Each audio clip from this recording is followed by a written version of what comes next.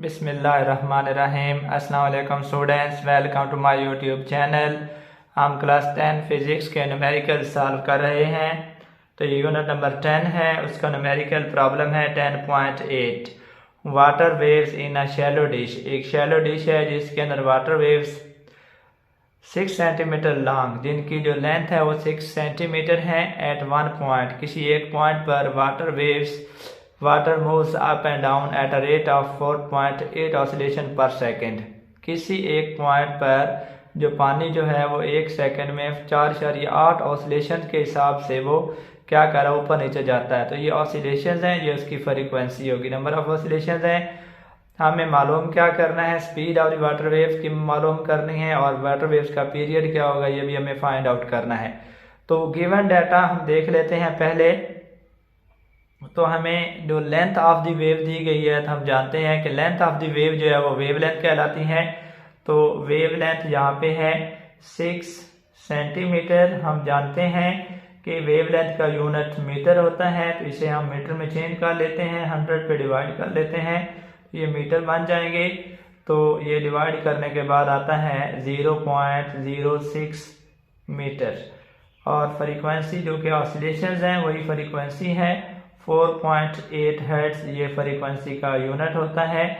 हमें part A में speed of the water waves भी मालूम करना है, और इसके अलावा हमें मालूम करना है बी में पीरियड ऑफ द वेव के वेव का पीरियड क्या होगा। स्पीड को मालूम करने के लिए हम वेव इक्वेशन यूज कर लेते हैं। v is equal to f lambda. v is equal to frequency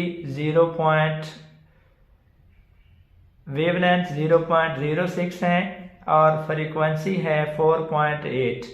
0.06 को हम 4.8 से मल्टीप्लाई कर लेते हैं स्पीड ऑफ द वेव निकालने के लिए।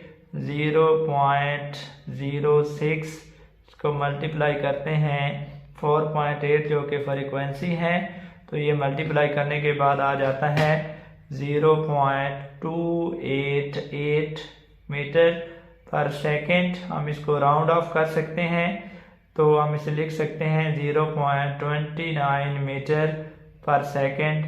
ये उन वेव्स की स्पीड होगी।